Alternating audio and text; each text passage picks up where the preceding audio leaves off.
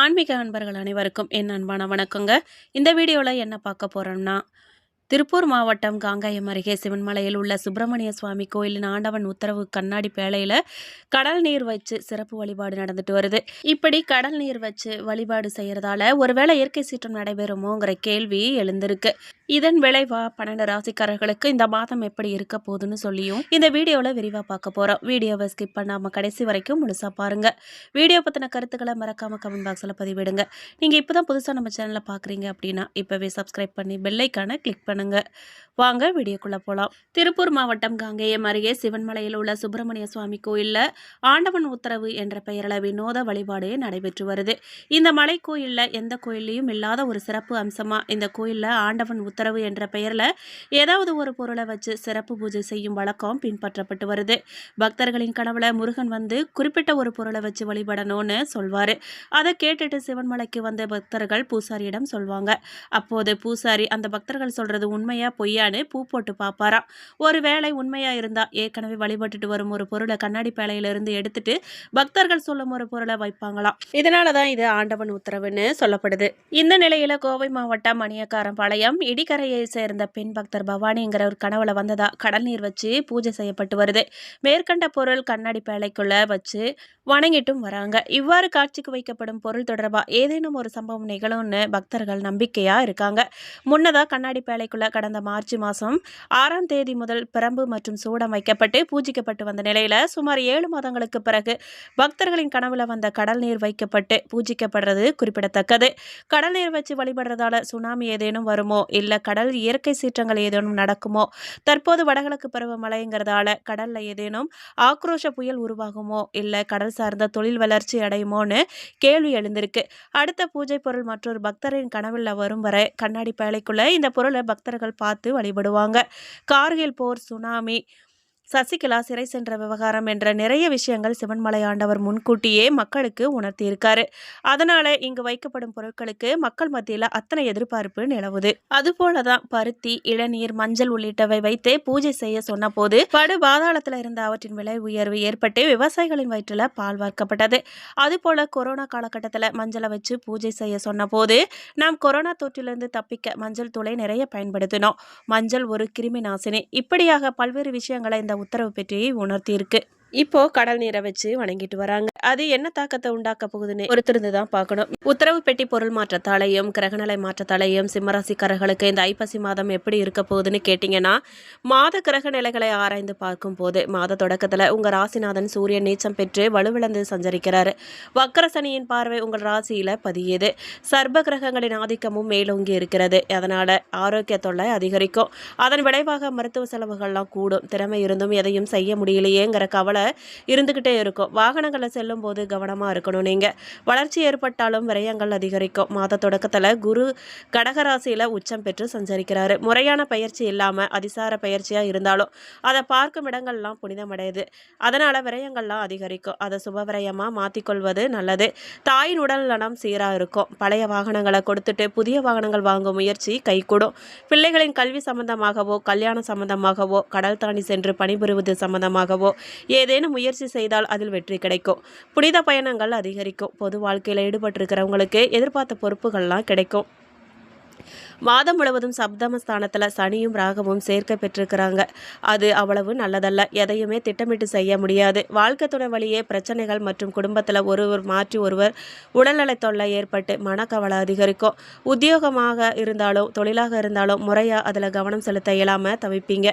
இது போன்ற நேரங்களில் குலதெய்வ பிரார்த்தனைகளை நிறைவேற்றுவது நல்லது. பலரின் மனக்கசப்புக்கு ஆளாக நேரிடலாம். ஐப்பசி 10ஆம் தேதி விருச்சிக ராசிக்கு செவ்வாய் செல்றாரு. உங்க ராசிக்கு 4, 9 ஆகிய இடங்களுக்கு அதிபதியானவர் செவ்வாய். அவர் சுகஸ்தானத்துல பலம் பெறும் இந்த நேரம் ஒரு அற்புதமான நேரமாகும். சுகங்களும் சந்தோஷங்களும் அதிகரிக்கும். இடம் வீடு வாங்கும் யோகம் உண்டாகும்.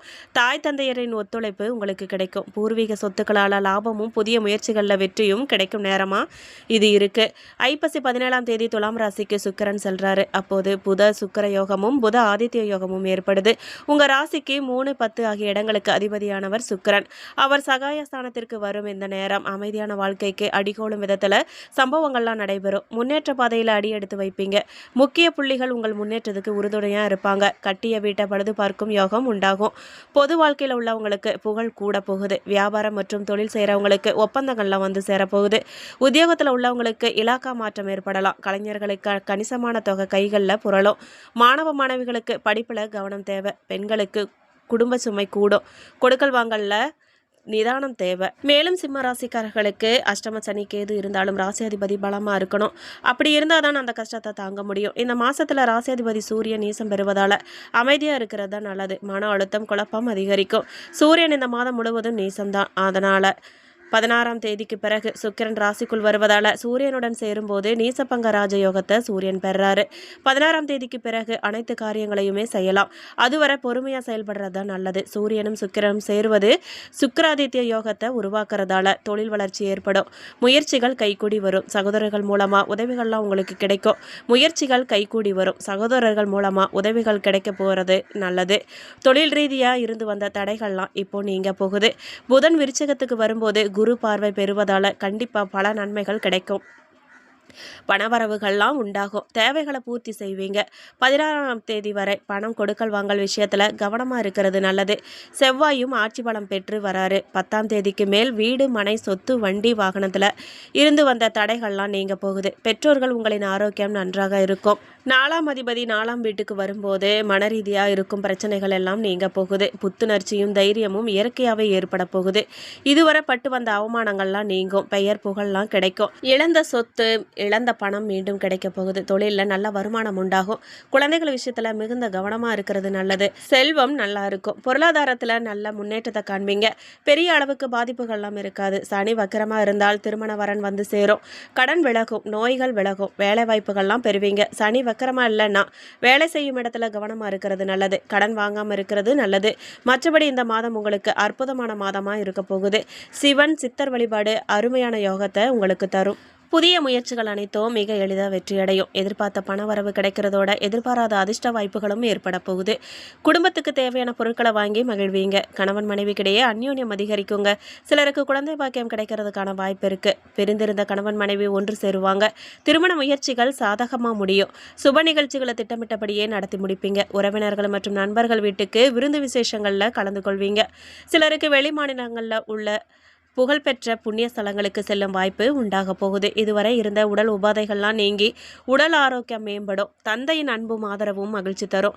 அவருடன் ஏற்பட்டிருந்த மன வருத்தங்கள்லாம் நீங்கும். சிலருக்கு முக்கிய பிரமுகர்களின் அறிமுகம் அவர்களால் தொடர் ஆதாயமும் உண்டாக வாய்ப்பு இருக்கு. சகோதரர்களால் வீண் பிரச்சனைகள்லாம் ஏற்படக்கூடும். கடன்கள் விஷயத்தில் சற்று கவனமாக இருக்கிறது நல்லது. அலுவலகத்தில் உற்சாகமான சூழ்நிலையே காணப்படும். பணிகளில் உற்சாகமாக ஈடுபடுவீங்க. உயர் அதிகாரிகளின் உங்கள் ஆலோசனைகளுக்கு உரிய அங்கீகாரம் கொடுப்பாங்க. எதிர்பார்த்த பதவி உயர்வு ஊதிய உயர்வு போன்ற சலுகைகள்லாம் உங்களுக்கு கிடைக்கும். உங்களுடைய கோரிக்கைகள்லாம் ஏற்றுக்கொள்ளப்படும். தொழில் மற்றும் வியாபாரத்தில் எதிர்பார்த்ததை விட விற்பனையும் லாபமும் கூடுதலாக கிடைக்கும். அரசாங்க வகையில் எதிர்பார்த்த காரியங்கள்லாம் அனுகூலமாக முடியும். புதிய முயற்சிகள்லாம் வெற்றி பெறும். மாத பிற்பகுதியில் சக வியாபாரிகளால் மறைமுக போட்டிகள்லாம் ஏற்படக்கூடும். பற்று வரவில் கவனம் தேவை. குடும்பத்தை நிர்வகிக்கும் பெண்களுக்கு மகிழ்ச்சி தரும் மாதமாக அமைய போகுது. புதிய ஆடை ஆபரணங்கள்லாம் வாங்கி மகிழ்வீங்க. விருந்து விசேஷங்களில் கலந்து கொள்ளும் வாய்ப்பு உண்டாகுது. அலுவலகத்துக்கு செல்லும் பெண்களுக்கு பல வழிகள்லையும் அனுகூலமான மாதமாக இது இருக்க போகுது. மேலும் நீங்கள் பரிகாரமாக செவ்வாய்க்கிழமைகளில் முருகப்பெருமானுக்கு நெய் தீபம் ஏற்றி அர்ச்சனை செய்வதும் ஞாயிற்றுக்கிழமைகளில் சூரியனை வழிபடுறதும் நன்மையை தரும். மேலும் மகம் நட்சத்திரக்காரர்களுக்கு என்ன நடந்தாலும் அதையெல்லாம் அனுபவமாக எடுத்துக்கிட்டு அடுத்த நிலைக்கு செல்லும் உங்களுக்கு பிறக்கும் இந்த மாதம் முன்னேற்றமான மாதமாக இருக்க போகுது. ஜென்ம ராசிக்குள்ள கேது சஞ்சரிக்கிறதால உங்கள் செயல்கள்லாம் தடை தாமதம் ஏற்படும். இது நாள் வரை நீங்கள் யாரையெல்லாம் பெரிதாக நம்பி வந்தீங்களோ அவங்க சுயரூபம் இந்த நேரத்தில் தெரிய வரும். உங்கள் லாபாதிபதியும் தனாதிபதியும் புதனும் இந்த மாதத்தில் நீங்கள் கவனமாக செயல்பட வேண்டும்னு எச்சரிக்கை விடுறாங்க. இருந்தாலும் ராசிநாதன் சூரியன் மாதம் முழுவதும் 3ஆம் இடத்துல சஞ்சரிக்கிறதால அசாத்தியமான துணிச்சல் உங்களுக்கு ஏற்படும். தைரியமும் தன்னம்பிக்கையும் அதிகரிக்கும். எடுத்த வேலைகள் எல்லாமே நடந்தேறும். தடைப்பட்ட முயற்சிகள் வெற்றியாகும். அரசு வழி வேலைகள்லாம் சாதகமாக முடியும். பணியில் இருந்த பிரச்சனைகள்லாம் விலகும். விலகப் போகுது. குடும்பத்தில் ஏற்பட்ட குழப்பங்கள் முடிவுக்கு வரும். இளைய சகோதரர்கள் உங்களுக்கு ஒத்துழைப்புடன் செயல்படுவாங்க. சுயதொழில் புரிகிறவங்களுக்கு பணியாளர்களின் ஆதரவு உங்களுக்கு கிடைக்கும்.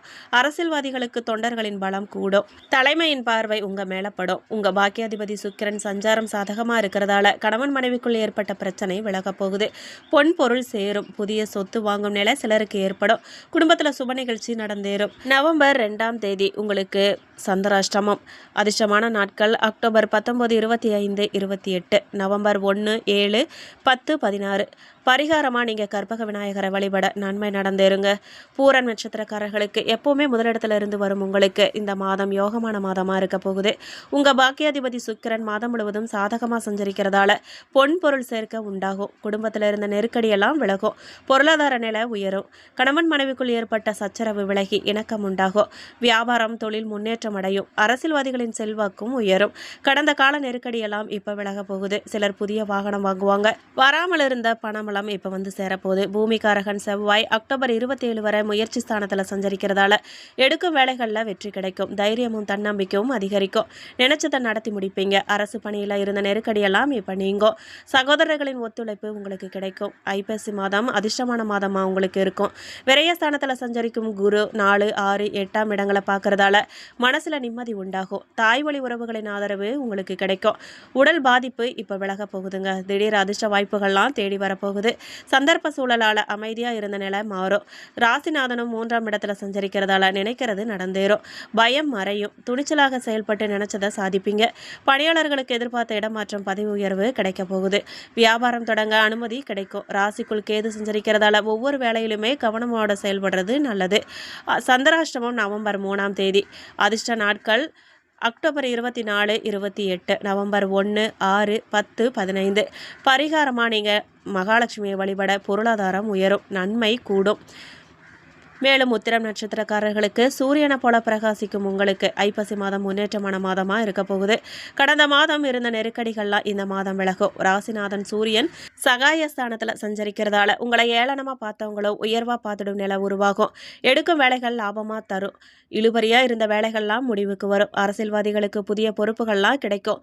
பணியாளர்களுக்கு எதிர்பார்த்த மாற்றம் கிடைக்க போகுது. அக்டோபர் 27 வரை 3ஆம் இடத்துல சஞ்சரிக்கும் செவ்வாயும் உங்கள் வேலைகளை லாபமாக்குவார். வியாபாரம் தொழில் முன்னேற்றத்தை உண்டாக்குவார். தன்னம்பிக்கையை அதிகரிப்பார். துணிச்சலாக செயல்பட வைப்பார்.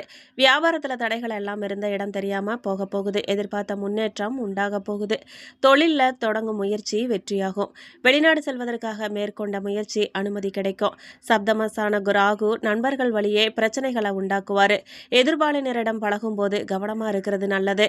அதே நேரத்தில் விரைய குருவின் பார்வைகள் சத்ரு ஜெயஸ்தானத்திற்கு உண்டாகிறதால எதிர்ப்புகள்லாம் விலகும். உடல்நிலை சீராகும். வம்பு வழக்கு சாதகமாக முடியும். புதிய வாய்ப்புகள்லாம் உங்களை தேடி வரும். குடும்பத்தில் இருந்த நெருக்கடியெல்லாம் விலகும். விவசாயத்தில் முன்னேற்றம் ஏற்படும். சந்திராஷ்டமம் நவம்பர் 4ஆம் தேதி உங்களுக்கு. அதிர்ஷ்ட நாட்கள் அக்டோபர் 19, 28, நவம்பர் 9, 10. பரிகாரமாக நீங்கள் அதிகாலையில் சூரியனை வழிபட சங்கடங்கள்லாம் மறையுங்க. மேலும் இந்த வீடியோ உங்களுக்கு பிடிச்சிருக்கணும், பயனுள்ளதாக இருந்திருக்கணும் நாங்கள் நம்புகிறோம். எங்கள் சேனலை இப்போ தான் நீங்கள் புதுசாக பார்க்குறீங்க அப்படின்னா இப்போவே சப்ஸ்கிரைப் பண்ணி பெல் ஐகானை கிளிக் பண்ணுங்கள். நன்றி.